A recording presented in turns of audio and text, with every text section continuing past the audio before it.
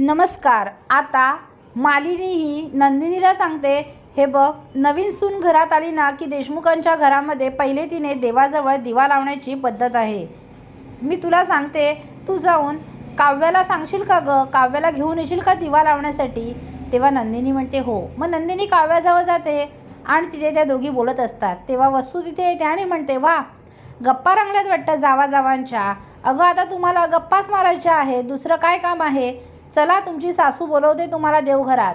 आणि त्या दोघींची हात धरते आणि त्यांना देवघरात घेऊन येते। तर इकडे जीवा आणि पार्थ बोलत असतात, दोघांच्यामध्ये खूप भांडणं होतात, हाणामारी होते।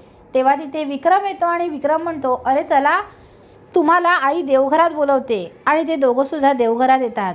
आता लगेच मालिनी म्हणते, नंदिनी धर, देवाला दिवा लाव। तेवढ्यात लगेच वसू म्हणते, अगं मालिनी, विसरलीस का तू? अगं, काव्या या घरची मोठी सून आहे, व पहिले मोठ्या सुनेचा मान तिने लावलं पाहिजे। ते ऐकून आता सगळ्यांनाच धक्का बसतो। सर्वजण रागाने वसू आत्याकडे बघत असतात। नंदिनीला खूपच वाईट वाटत असतं, ती रडत असते। तेव्हा रम्या म्हणते, हो ना मामी, विसरलीस का? अगं, काव्या या घरची मोठी सून आहे, तिने पहिले लावलं पाहिजे। या दोघी बहिणी जावा जावा म्हणून एकाच घरात आल्यात, म्हणून ती मोठी बहीण असली ना तरीसुद्धा या घरात ती छोटी आहे, कारण काव्या मोठी आहे मानाने।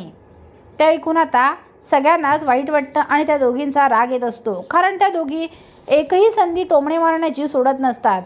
ती मंजू तर नुसती दात काढून हसत असते। काव्याला सगळं समजत असतं की या आमच्यावरच असतायत, आम्हालाच मुद्दाम त्रास देत आहेत। त्यानंतर विक्रम आणि मालिनीसुद्धा वसुंधराकडे रागाने बघत असतात। मालिनी म्हणते, काव्या बाळा, तू पुढे ये आणि तू आता देवाला दिवा लाव। मग काव्या दिवा लावते, त्यानंतर आता नंदिनी दिवा लावते। त्यानंतर वसुंधरा म्हणते, चला आता तुम्ही जोडीने मोठ्यांचे आशीर्वाद घ्या। आता हे वसुंधरा मुद्दाम करते हे काव्या आणि नंदिनीला चांगलं समजतं। पहिले काव्या आणि पार्थ सगळ्यांच्या पाया पडतात, त्यानंतर नंदिनी आणि जीवा सगळ्यांच्या मोठ्यांच्या पाया पडून झाल्यावर लगेच भामटी वसुंधरा म्हणते, अगं नंदिनी, आता तू तुझ्या जावेच्या पाया पड। तुझी लहान बहीण असली तरी ती मानाने मोठी आहे, या घरची मोठी सून आहे, तू आता काव्याच्या पाया पड। ते ऐकून नंदिनीला मोठा धक्काच बसतो। आता जीवा आणि नंदिनी काव्याच्या पाया पडायला जाणार, तोच काव्या म्हणते, नाही ताई, तू माझ्या पाया नाही पडायच्यास। तू जरी या घरची लहान सून असलीस तरी तू वयाने मोठी आहेस, त्यामुळे तू माझ्या पाया नाही पडायच्यास। मोठ्यानी लहानांच्या पाया नसतं पडायचं, मी नेहमीच लहान राहीन। आता इथे काव्याने आपल्या बहिणीची बाजू घेऊन वसुंधराच्या चांगल्या नांग्या ठेचलेल्या असतात।